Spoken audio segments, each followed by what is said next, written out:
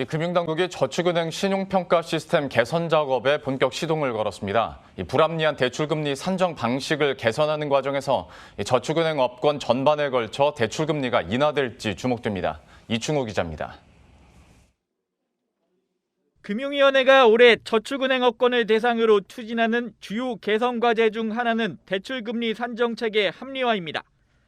출발점은 CSS, 즉 신용평가 시스템 고도화입니다. 대출금리 산정 시 고객 신용도를 제대로 평가하고 있는지부터 따져보겠다는 겁니다. 신용도가 떨어질수록 예상 부도율과 부도시 손실률을 고려한 신용원가가 높아집니다. 저축은행은 이 같은 신용원가에 조달금리와 업무비용 등을 합산해 최종 대출금리를 산정합니다. 금융위 계획에 따라 금융감독원은 최근 신용평가 시스템 개선을 위한 태스크포스를 구성했습니다. 상대적으로 신용평가 모델 개선 필요성이 큰 중소형 저축은행에 대한 점검이 필요하기 때문입니다. 자체적으로 신용평가 모델 고도화를 추진해온 대형 저축은행도 점검 대상입니다. 실제로 신용평가 고도화가 제대로 이루어졌는지 감독당국에서 파악하는 것이 필요하다는 판단입니다. 이와 함께 신용평가 시스템 관리 체계와 리스크 관리 역량을 강화하기 위한 가이드라인을 마련하기로 했습니다. 당국은 신용평가 개선을 기반으로 저축은행 대출금리 산정 합리화 방안도 추진합니다.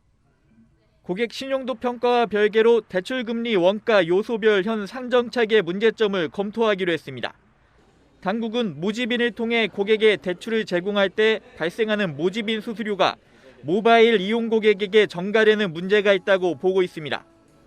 업계는 7월 법정 최고금리 인하와 맞물려 대출금리 전반 인하 압박이 이어질 것이라고 받아들이고 있습니다. 실제 금융위는 법정 최고금리가 24%에서 20%로 인하되는 만큼 중금리 대출도 인하를 유도한다는 방침을 세웠습니다. 현재 저축은행 중금리 대출 평균금리는 16.5%입니다. 다만 정부 주도 금리 인하가 민간 대출 공급 축소로 이어질 수 있다는 우려도 일각에서 나옵니다.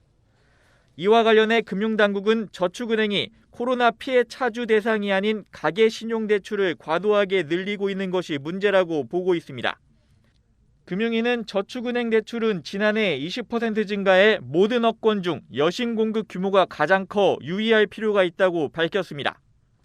금융당국은 가계부채 문제와 코로나 피해 차주 자금 공급 문제를 종합적으로 고려해 저축은행 대출 정책을 편악하겠다는 방침입니다. 머니투데이 방송 이충우입니다.